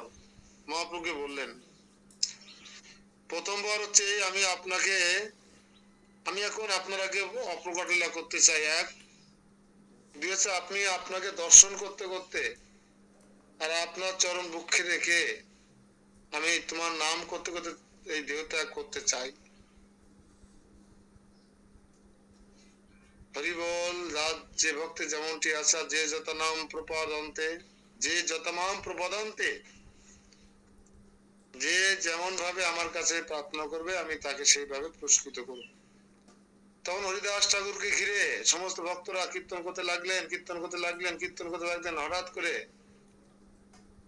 যখন কীর্তন করতে করতে ঊর্ধ্ব নৃত্য করতে করতে মহাপ্রভু ভূমিতলে পড়ে গেলেন, অচেতন হয়ে গেলেন।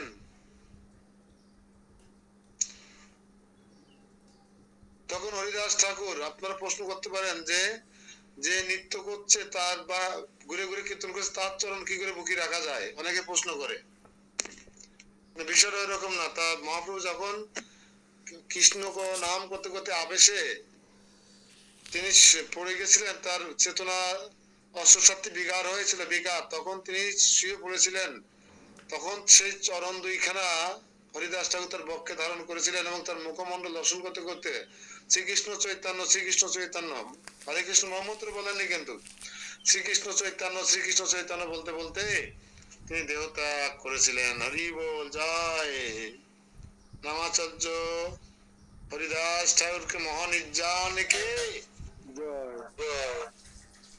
তাহলে মৃত্যুবরণ করতে শিখতে হয়, কিন্তু সাধন ভজন যাই করেন মরতে জানলে হয়, সাধন করো ভজন করো মরতে জানলে হয়, মরতে শিখতে হবে, হরিদাস ঠাকুরের মতো মরতে শিখতে হবে, প্রভুপাদের মতো মৃত্যুবরণ করতে শিখতে হবে। তো যাই হোক, যখন হরিদাস ঠাকুর তার বাঞ্ছিত ইচ্ছা অনুযায়ী তার প্রিয় লীলা সাঙ্গ করলেন, মহাপ্রভু অত্যন্ত কষ্ট পেলেন, তার বপু উঠিয়ে নিয়ে সেই সংকীর্তন দলের সঙ্গে ঘুরে ঘুরে কীর্তন করতে লাগলেন। এভাবে মহাপ্রভু তার দেহটা কোলে নিয়ে, দেখবেন একটা ছবি পাওয়া যায় মা আমাদের বেনাপোল সব জায়গায় আছে না, আমাদের তপু যখন ছোট ছিল 3 সাড়ে 3, তখন এরকম লিখেছিল, একটা সাদা ধুতি পরে একটা উত্তরী গলায় দিয়ে বলতো, বাবা আমি হরিদাস ঠাকুর, আমি মরে গেছি, তুমি আমাকে কোলে করে নিয়ে সমুদ্র পাড়ে চলো। আমি কি করবো, 3.5 বছর বয়স, যা বলে তা শুনতে হয়। আর ওরা মরার মতো হাত এরকম দিয়ে থাকতো, ঠিক হরিদাস ঠাকুর হাতটা দিয়ে রয়েছে, আর ওকে আমি কোলে কোলে ঘরের মধ্যে ঘুরে বেড়াতে হতো। হরিদাস ঠাকুর মারা গেছে, দেহত্যাগ করেছে, তাকে এখন আমি নিয়ে যাচ্ছি, আমি মহাপ্রভু। হ্যাঁ, এই সমস্ত নাটক আপনারা করতেই পারেন রাতের বেলায়, রুমে বসে কিংবা বালুকা বেলায় গিয়ে। বালুকা বেলায় হচ্ছে সমুদ্রের তরে দেখবেন সব জাগতিক মানুষ ভরা, জাগতিক মানুষ, ভক্ত খুঁজে পাবেন না। ওই তারা উল্টো পাল্টা জাপ দেবে, উল্টো পাল্টা কাপড় চোপড় করবে, এটা ওটা খাবে, নাচবে গাবে, ওই জন্য আসে সবাই। বড় বড় আস্তে আস্তে গলদা চিংড়ি ভাজা দিচ্ছে ওখানে, চপ করে খাচ্ছে সব। হরিদাস ঠাকুর এসে বহুটা নিয়ে কীর্তন করতে করতে সমুদ্র তটে গিয়ে বলছে, সমুদ্রদেব আজকে তুমি মহাদধিতে পরিণত হবে, মহাতীর্থে পরিণত হবে। আজ আমি আমার প্রিয় ভক্ত হরিদাসের বপু তোমার জলে অবগাহন করবো। হরিদাস ঠাকুরের শরীর ধোয়া জল যখনই তোমাকে স্পর্শ করবে, তুমি মহাতীর্থে মহাপবিত্র জলে মহাদধিতে পরিণত হয়ে যাবে।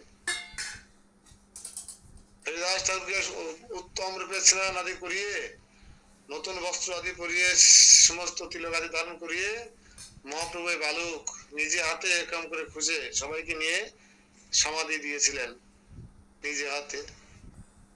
সেই সমাধি মন্দির আমরা দর্শন করব। আমরা আস্তে আস্তে যা আশা করছি, আপনার পাশেই দেখতে পাচ্ছেন এই 7 ফুটের 6 ফুটের রাস্তার ওপারে হচ্ছে হরিদাস ঠাকুরের সমাধি মন্দির। এপারে আমরা আছি। আমাদের মন্দির 2 তলা নাট মন্দির ইস্কনের, নাট মন্দির থেকে 7 ছোঁয়া যায় বললেও চলে। আমরা এখানে একটা লীলা হয়েছিল তপুকে নিয়ে, আমরা যখন প্রথমবার যাই, তো ওই একটা লীলা বলেছিলাম যেখানে প্রসাদ মহাপ্রসাদ মন্ত্র বলেছিল তপু, তাই কলকাতা ভক্তরা তাদের বাসায় নিয়ে গিয়ে প্রসাদ ফল টল দিয়েছিল, পাঠ কীর্তন শুনেছিল। আর একটা লীলা, উপরে প্রসাদ পেতে গেছি, যে দেখি প্রসাদ শর্ট পড়ে গেছে ছাদের পরে। শত শত ভক্ত লাইন দিয়ে বসে আছে আর রান্না চলছে, আর সেই মুখ চাচাই করছে, কোনো রকম কিছু করার নেই। তখন ওই বললো কি, তপু আমার হাত ছেড়ে দিয়ে বলছে, বাবা দাঁড়াও আমি এদের একটু শান্ত করি। গিয়ে 2 হাত তুলে, একদম হলুদ ড্রেস পরা, দেখেছেন কেন জানি, হলুদ ড্রেস পরা, তখন সাদা গোমের মতো পরিষ্কার, মস্তক মুন্ডন করা, শিখা, কপালে তিলক, গলায় একটা 10 জপের মালা, হলুদ ড্রেস পরা, বলছে সবাইকে যে হরে কৃষ্ণ যেই বলে চিৎকার করেছে, সেই সবাই হা হয়ে গেছে। কোথা থেকে আসে দেখে, ও ছোট্ট একটা বালক, 3-3.5 বছর বয়স। তখন ও সবাইকে হরে কৃষ্ণ মন্ত্র বলিয়ে, জগন্নাথের আম কাঁঠালের আম খাবার, এইসব গল্প টল্প বলছে। এমন সময় কর্তৃপক্ষ বলছে, আরে সবাইকে ঠান্ডা করে ফেলাইছে, বলছে আমাকে এসে বলছে, প্রভু ওকে চালিয়ে যেতে বলুন, ওকে চালিয়ে যেতে বলুন। হ্যাঁ, এবার তপুকে ইশারা দিলাম, তপু এরা ওটা বলে মানুষকে ঠান্ডা করে মোহিত করে ফেললো। এবার আমাদের প্রসাদ পাওয়ার শেষে আমাদেরকে সেই কর্তৃপক্ষ ডেকে নিয়ে গেল, তপুকে করা টাকা দিল, 50 টাকা নোট, কত দিয়েছিল মনে নেই। দেওয়ার পরে বলছে, আপনার যতদিন থাকবেন পুরীধামে, এখানকে আপনাদের প্রসাদ ফ্রি, আপনার সব দিন এখানে এসে প্রসাদ পাবেন। হ্যাঁ, তো সেই মন্দিরের পাশেই আমরা আছি। এবং সবচেয়ে দামি প্রসাদ আছে ইস্কন মন্দিরে, নিচে রেস্টুরেন্ট আছে, আপনারা দেখেছেন হয়তোবা। কোন ফ্রি প্রসাদের, ভারতবর্ষে কোন মন্দির ফ্রি প্রসাদের কোন সিস্টেম নেই, আপনি যদি মহারাজ হন। এবার সন্ধ্যা আরতির সময় আমরা চলে আসতাম ইস্কন মন্দিরে। ও সন্ধ্যা আরতিতে শুরু করে তুলসী আরতি, গৌর আরতি, নৃসিংহ আরতি সব করবে, কাউকে দেবেন, এই মাইক আমার কাছে দেন, আজকে আমি আরতি করবো। যখন প্রথম দিনে মাইক আমার কাছে দেন বলেছেন, লিডারের মতন একদম। আর সবাই ব্যাপার কি, ওখানে অনেক বাংলা, সবাই বাংলা কথা বলে। বাঙালি নোয়াখালীর একজন ভক্ত আছে, বাঙালি ভক্ত আছে। ও যখন A to Z গাওয়ার পরে খুব খুশি হয়ে গেছে, আমাদের প্রসাদ দেন। এবারে লুচি টুচি কি আছে, এইসব প্রসাদ দিচ্ছে, অন্য প্রসাদ পাবো রাত্রি আমি, মানে এমন ফোর্স। হ্যাঁ, তখন প্রসাদ রাত্রিতে অন্য চলে না। ওর সে ফোর্স দেখে সে নিচে নেমে গিয়ে পূজারি ওই রেস্টুরেন্ট থেকে বক্স ভরে অন্ন, ডাল, সবজি প্রসাদ নিয়ে এসছেন। যা আমরা আমাদের রুম কিন্তু ফ্ল্যাট আমরা যা ভাড়া করেছি, সে যে ছাদ, আপনাদের বলছিলাম সেই কথা। পুরীধামে যদি কেউ যেতে চান, 1-2 মাস আগে, 2.5 মাস 3 মাস আগে রুম ভাড়া করবেন, আর 6 মাস আগে টিকিট কাটবেন, রিজার্ভেশন যদি কেউ করতে চান। এই যে আমি হায়দ্রাবাদে যাবো, আমাদের এখনই কালকে আমাদের দীনদয়াল প্রভু ক্লাসে আছে নাকি? দীনদয়াল প্রভু, দীপঙ্কর প্রভু আছেন? হরে কৃষ্ণ। কালকে আমাদের পাসপোর্ট জমা হয়ে গেছে, হয়তো আমরা 10-15 দিন পরে পেয়ে যাব। আপনাকে জানানো হয়নি, ব্যস্ততার কারণে অনেক কসরত করতে হয়েছে। আমরা যশোরের মানুষ, খুলনা থেকে পাসপোর্ট করেছি, নানা ডকুমেন্টস বলেছিল। একটা পাসপোর্ট রাখি আছে, আজকে তো পোর্টে জমা হবে। একটা প্রত্যয়নপত্র ছিল না, স্কুল পড়ার ব্যাপার স্যাপার। যাই হোক, আমাদের অনেক দেরি হয়ে গেল। আজকে আমরা গাম্ভীরাতে যাব না, এখন আমরা সরাসরি জগন্নাথ মন্দিরে যাব, জগন্নাথ দেবকে দর্শন করব।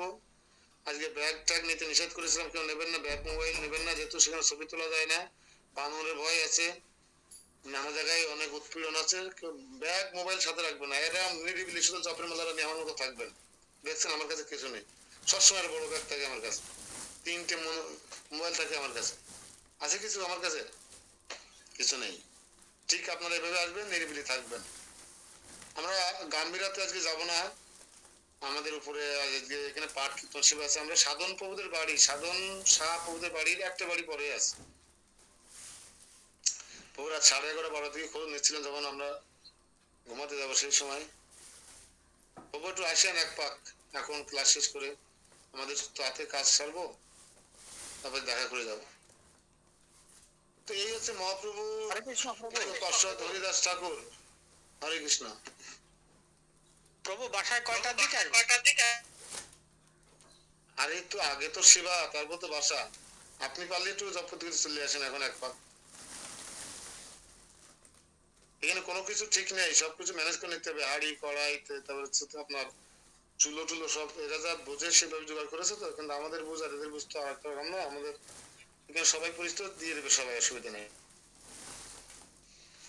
তো হরিদাস ঠাকুরের কাছ থেকে আমরা অনেক কিছু শিক্ষা পেতে পারি, যে শুধু আগে ভাগে গিয়ে সেলফি তুলিয়া গুরু মহারাজের পাশে থাকলে বা নেতার পাশে থাকলে কিন্তু নেতা হওয়া যায় না। একনিষ্ঠতা, সেবা, যোগ্যতা থাকলে নেতা খুঁজে নেবে আপনাকে।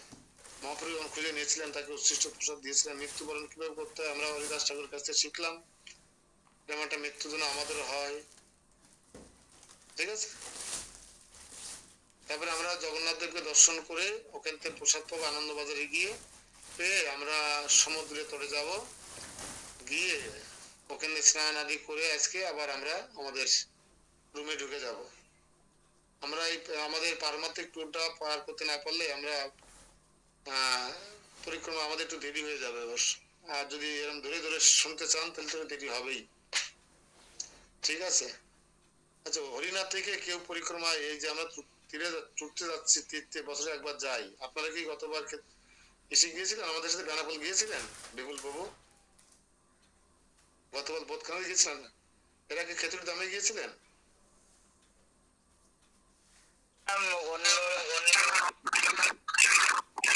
আরে আমি জিজ্ঞেস করছি, আমাদের সাথে খেতুড়ি দামে গিয়েছিলেন?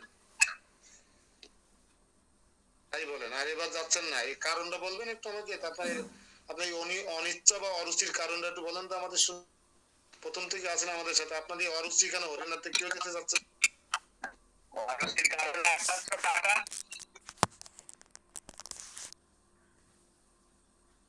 শুধু কি এটা কি সারা বাংলাদেশে আপনার বেলায় হয় এটা, নাকি সবার বেলায় হয়? আপনি যাওয়ার ইচ্ছা পোষণ করেছেন কোনোদিন, যে আমি যাবো, আমি টাকা দিতে পারবো না, বলেছেন কোনোদিন? ওই ঘর থেকে তো বেরোন না, ওই যেখানে বসে আছেন তো বেরোন না, তার টাকা তো হবেই সমস্যা। ওদের বলেছেন যে ফিরে যাবো, আমাকে ফিরে নিয়ে যেতে বলেছেন কোনোদিন? তাই বলে কি দামে বড় বড় প্রোগ্রামে আপনি আসবেন না? আশ্রিত ভক্ত আসছেন কোনোদিন? এই যে গৌর পূর্ণিমা গেল, সবাই আসছে, আপনি দামে কি আসতে পারেন না? 2 দিন 5 দিন থাকতে পারেন না এসে? যে কথাটা বললেন টাকা,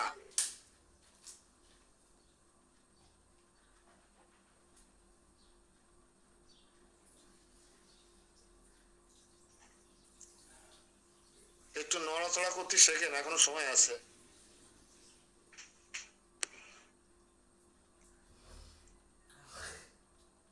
যাবো কথাটা তো বলতে পারলেন না, টাকা কেন প্রশ্ন আসে? যাবো বলতে পারিস না এখন তো আপনারা।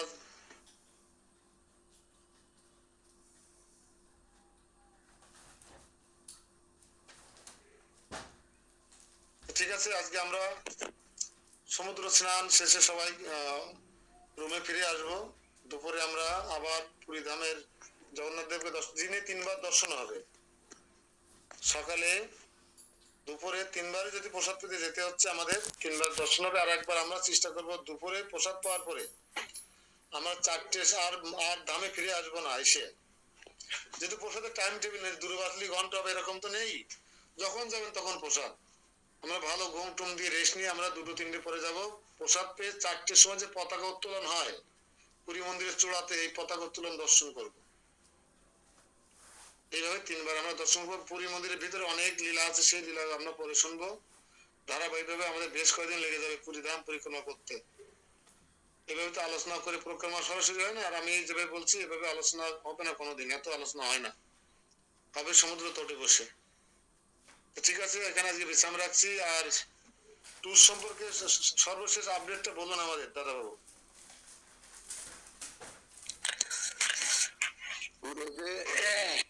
আপনি মাঝে মাঝে 2-4 জনের নাম বলতেছেন, আমি অত ট্র্যাকিং করে পাচ্ছি না। এখন আমি সিরিয়ালি নাম বলবো, শুনতে হবে কার কার নাম এখানে এনলিস্টেড হয়েছে। হ্যাঁ, যদি কেউ বাদ পড়ে আপনার মেমোরি থেকে বা কেউ আউট হয়ে যেতে চায়, সেটা এখন ক্লিয়ার করতে হবে। সেটা আমি নাম বলে যাচ্ছি। ভুবন্তী মাতাজি 2 ছেলে 3 সিট, বিপুল হালদার নপড়া 3 সিট, ওনার সাথে আছে মাতাজি এবং সাথে আর একজন 3 সিট। তাহলে 3 আর 3 6। একজন একটু কাউন্ট করেন, কেউ যদি থাকেন একটু কাউন্ট করেন যে কয়জন হচ্ছে। তাহলে ভুবন্তী মাতাজি 3 সিট, বিপুল হালদার পরিবারের আরো 2 জন 3 সিট, 3 3 6 গেল। বিদিকা মাতাজি নপড়ার আকিজে 3 সিট, মন্ত্রশ্যাম প্রভু ওনাদের 3 সিট। আচ্ছা লেখেন একটু, সাধন বাবু লেখেন। সাধন বাবু 3 থেকে 9 সিট গেছে কিন্তু, আর মন্ত্রশ্যাম প্রভু 3 থেকে 12 সিট গেল। হ্যাঁ 12 সিট। এরপরে বলছি, মন্ত্রশ্যাম বলতো 12 সিট। পুলিশ মাতাজি ওনার মা প্রফেসর পড়ার 2 সিট।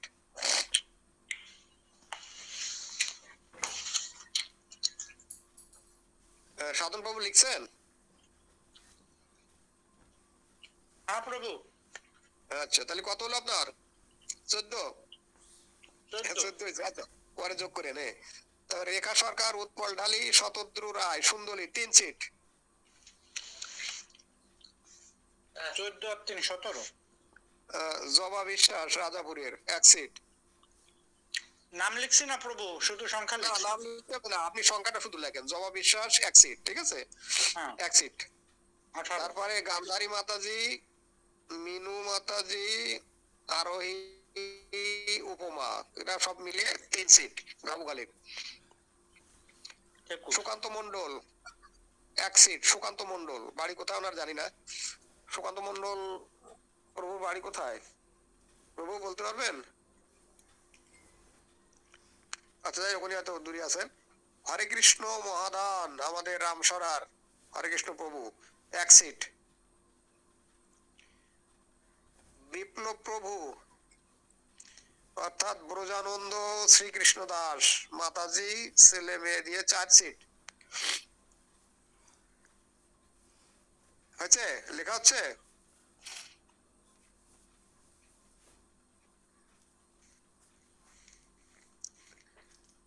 সাধন প্রভু লেখা হচ্ছে? আচ্ছা আচ্ছা। এরপরে শঙ্করী মাতাজি, দেবব্রত মন্ডল, শ্রদ্ধা মন্ডল এনাদের 3 সিট। 30। অপু সরকার সাথে মাতাজি ছেলে মেয়ে 3 সিট। 33। এরপরে আসছি গায়ত্রী এবং তার বান্ধবী 2 সিট। 35। নন্দিতা পাল 1 সিট। 32। গুরুপদ মৃধা হরে কৃষ্ণ হরে কৃষ্ণ। নন্দিতা পাল মনে হয় মিস করে যেতে পারে, ও ছেলে মেয়েদের রেখে যেতে পারছে না। তাহলে ওটা কি বাদ যাবে? নন্দিতা হরে কৃষ্ণ।